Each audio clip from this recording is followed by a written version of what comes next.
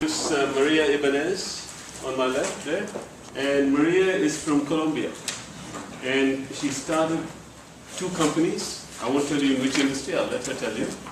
And after she started two companies, both of them were fast-growing companies. She then quit that, wanted to take it easy, and started a food company, and just to do it in her spare time.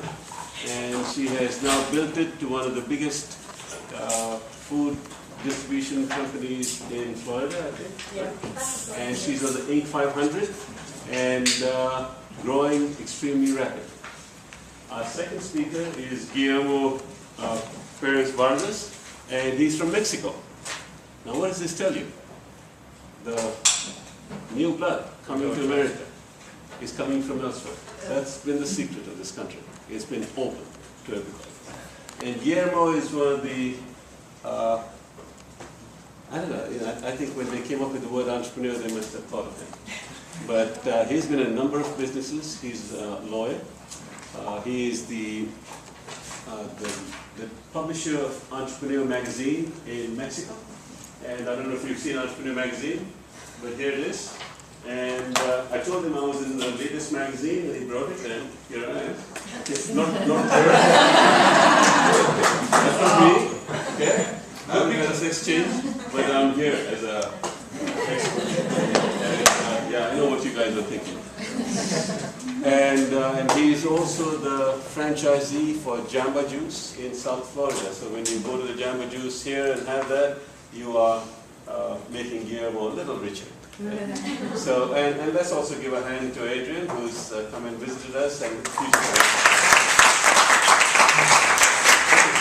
what I told Maria and Guillermo is that they can have 20 to 30 minutes. They can talk about themselves, which will take about an hour, and then it's you. You can keep asking questions as long as you want. I have to leave at 5 for another meeting, but I'll be back at 5:30, 5:45. But if they'll stay, you can ask them questions. Is that one empty or? Thank you. I forgot what it Thank you. because this only has half an hour on it. Well, I came to the U.S. actually to Miami as a student, Okay. and I came to, actually I went to Purdue University for 2 days. It was freezing, and I come from the Caribbean coast of Colombia. So I lasted there 2 days. I never left my dorm, never registered, and took the plane down to Miami, so cold. And in Miami, I had a student visa, so I had to change it to the new college. And the only college that could do that quickly was Miami-Dade. So I went there to take my English lessons. And from there, I transferred to FIU, and I graduated in computer science. Then my dad said, you have to come back to Colombia to help us in the business. That's the whole idea why you went to the US. And I didn't want to go back. So I was having a great time here. And I was working for FIU as a troubleshooter in the security department and doing my master's in artificial intelligence here too. So I said, okay, I'll do you a deal. I will build the software for your company, build your computer department, rebuild it, hire a local engineer, and come back to the US. So we had a deal, and it took me about a year to develop his accounting software in Spanish. There was nothing available. This is 82 when I was working out with him, and so I had to develop the whole accounting package. I didn't know any accounting because in computer science you don't study accounting. So I studied over the weekends. And I said, if I can design a computer and I can do mathematics, I can do accounting. So it was pretty easy. So I designed the software, made it very, very automatic, with a lot of artificial intelligence building, so it would be easy to use. Went back to Colombia, brought in some new computers, installed the whole thing and left. Then he's talking to his best golf partner, that was the president of IBM in Colombia, and he's telling him, oh, you guys don't have any software like I do, your software is only in English, I have a cheaper computer that can do better job than your computers. He's teasing the guy, and the guy says, wait, there is no software in Spanish for any small computer. And he says, yes, I have one. My computer speaks Spanish. So the guy says, impossible, there is nothing, because IBM is looking for Spanish software, and we haven't found any. So he looked at the software on Monday and told me, he said, you gotta go to New York. IBM wants to work out a deal with you. So IBM says, okay, can you make it work in the IBM PC? So So I adapted the whole thing for the PC. IBM made us a third-party supplier, approved supplier, gave me the whole list of the distributors in Latin America and the Caribbean, and wrote to them and said, we have a supplier that can sell you Spanish software. Great, I said, wow, I made a big deal. I started selling, going all over Latin America, adapting the software for every country has different rules. So I made a very intelligent, you would tell my software, I'm in Chile, and it automatically would self-configure to the Chilean laws. I'm in Argentina, and it would self-configure itself. So they didn't really need to get any tech support from me.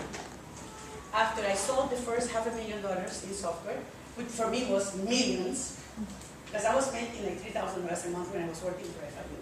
And then I sold $500,000 in 3 months. And it was just duplicating my software. The whole business stopped.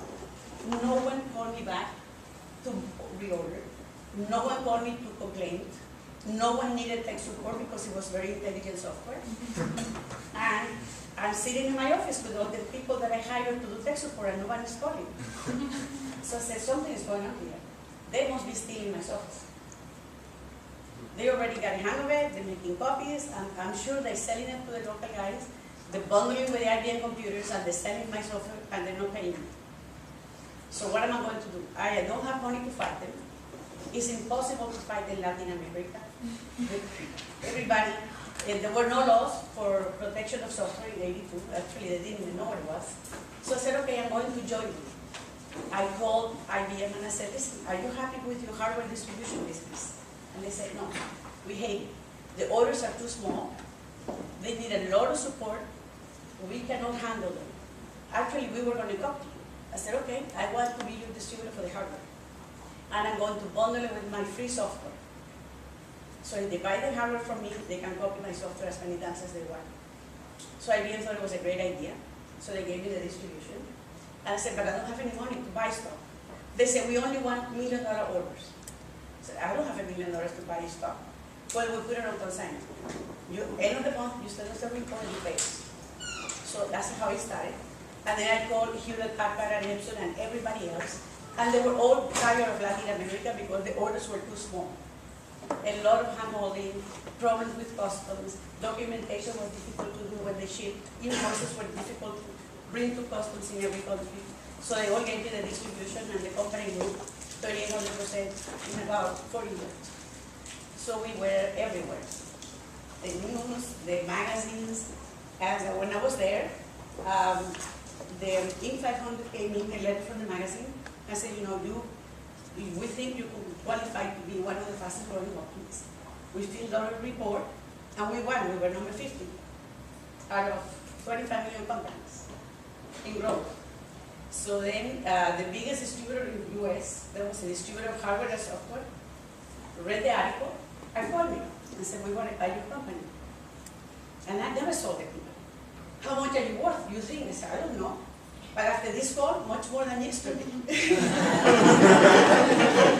So I said, what do I want? So I called my accountant and he says, listen, yeah, it's very difficult to put a price in a company because you sell the company on future earnings and results, and we have to put a lot of ideas together. And I am not in that business, but I'm going to find you a broker in New York that can do it for you. So I hired a broker, and the broker worked out a deal, very nice deal for me. And then the guys told me, this is the end. I said, okay, I like the money, so I'll take it. And then that same day, the competitor of that company calls me and said, we heard you are selling the company. I said, no, they came to buy my company. I've never put it for sale, which is a different story. And he says, okay, come over to see us because we might be interested in bidding your company. So we went to see these guys and they said, okay, what is the offer? I said, this much. We'll double it. Like that. I thought it was kidding. I said, no, are you serious? Yeah, we'll double it. Okay, put it in writing. So I called my broker and said, the deal is off. I got twice as much. So he called the other company and said, she's off. She got new computers. So they go, we double it. So in 3 days, the price went up 300%. And we sold the company. So they told me, you have to sign a non-compete for 5 years in Latin America. And I said, fine, I'm going to retire. I was exhausted from traveling, running the company, designing software and all of that. I said, look, I'm going to sleep for 5 years. I am not getting in a plane again in my life, not even on vacation, and I'm going to sleep. So I signed it. After 6 months, I was desperate. I had nothing to do. The first month I went water skiing, windsurfing, which I enjoyed. Scuba diving, I bought 2 boats, one for water skiing, one for scuba diving. And then I had no one to go out with. All my friends were working. So I had to hire a guy that drives the ski boat that was an Argentinian ski champion going to University of Miami, so he came and I hired him. So I was water skiing and looking at the guy for 20 minutes, and that was it. And then scuba diving, I had nobody to go with. So I said, this is it, I got to start a new company. So I'm looking at the map in my office and I said, where else can I go? Where they have the same problem that Latin America had 5 years ago. Small markets, no one is paying attention. IBM doesn't want them because it's so small. And I looked, I said, Africa. That sounds like a good market. I'm going to Africa. So I called up right away the IBM contact I had in New York. I said, listen, what are you guys doing in Africa? He says, I don't know, I think we're not doing anything, but we don't handle this from US, we handle it from France. But if you want to talk to them, I'll make you an appointment. I said, okay, tomorrow I'll go to Paris. Make me an appointment, get on the plane tomorrow. So I go to Paris the next day, I have an appointment, the guy says, we don't want to touch Africa, it's too complicated, it's too small. Every country is different laws, we cannot handle that. I said, well, I'll handle it. And he goes, when were you there? I said, never been there. So how do you know? I said, I know. Trust me, if you're not doing anything there, and I do 10,000, it's better than 0. So just give me the contract and I'll take care of it. So I called Epson, Hewlett Packard, everybody, Toshiba, everybody. And they said, the guy from Epson was hilarious. He says, but you know you're a woman, right? I said, yeah, I know that. And you are not black. I said, no, I'm not black. And you're Hispanic, yeah. You know they don't do business with women in Africa because they're Muslims. They're not going to do business with you. And I said, if I have to paint myself black, I will do it, but I'm going to do business with them. They're going to remember me because I am Hispanic, because I am a woman. They're going to probably remember me without my name. So he said, you're going to lose all the money that you have made in the first company, but if you want the distribution, you have it. The other guy from OK Data, they made industrial printers, says, you know, they don't need computers in Africa. They use smoke signals. You're not going to sell anything there. So I said, okay, give it the distribution. So everybody gave me the contract. And I prepared my catalog, told them I was going to every country I wrote to them and said, I'm coming. I didn't know where I was going. I was just waiting for them to respond and see what I got the most responses. And that was Nigeria. So I went to Nigeria. Got to the Sheraton, there was no internet, so there was no way for me to do research. There was no yellow pages to check out, nothing, no data anywhere. So I got to the Sheraton and told the concierge, I need a driver, a taxi that will be my driver, my assistant, and my counselor. I need somebody very smart to be my taxi driver. So he found me a guy that was going to school at the University of Nigeria. And I said, who are the distributors in computers here? He knew everything. Take me there. I had all the catalogs, I put it in the taxi, and he took me from one place to the next, and he will introduce me to the guys. He knew everybody. So I started doing business. My trip, I sold $700,000 my first year, first 3 months in Africa. Prepaid. I don't know how they prepaid, because they had never seen me before. I went to Kenya, I went to Malawi, I went to Ethiopia. In Ethiopia, I found out that the character set is unique. And it's a very small market, so no one is going to do a keyboard with their character set. So I said, I have an opportunity here, I'm going to build my own computer. And it's going to have Ethiopian character set. Because to communicate with the government, you have to do it in the local language.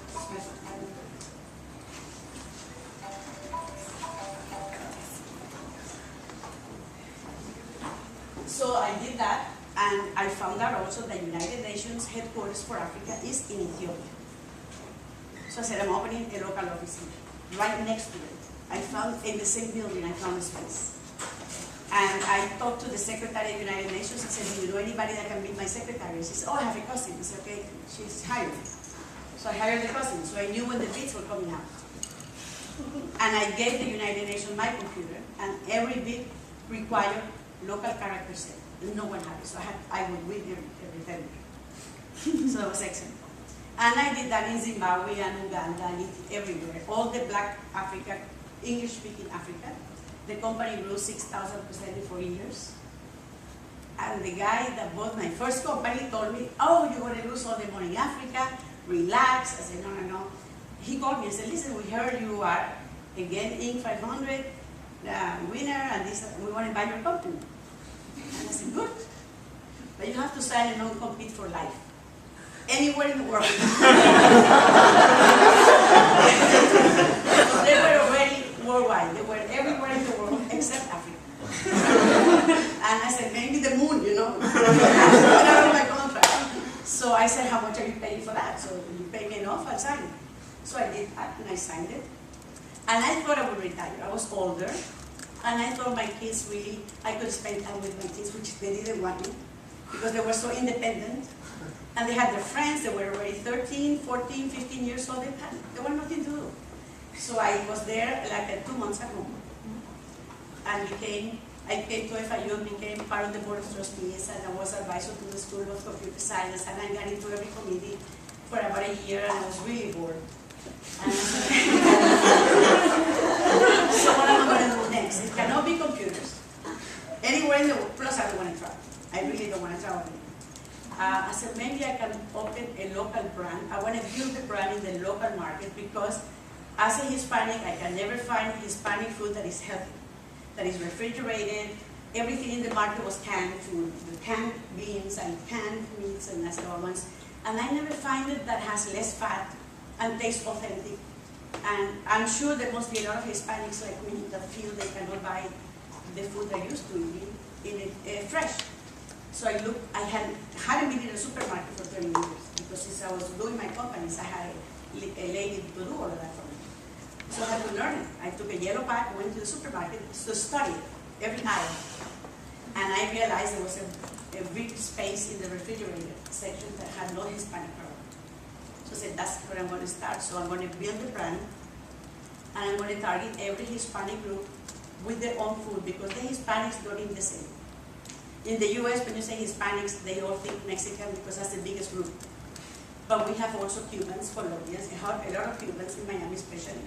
We have a lot of Colombians, we have Central Americans, from Nicaragua, Salvador, Honduras.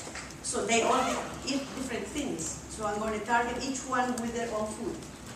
And we registered, I called the lawyer, I said, I want to have a brand called El Latino. And he says, you're crazy. That brand must be registered 10 times already. It's so simple.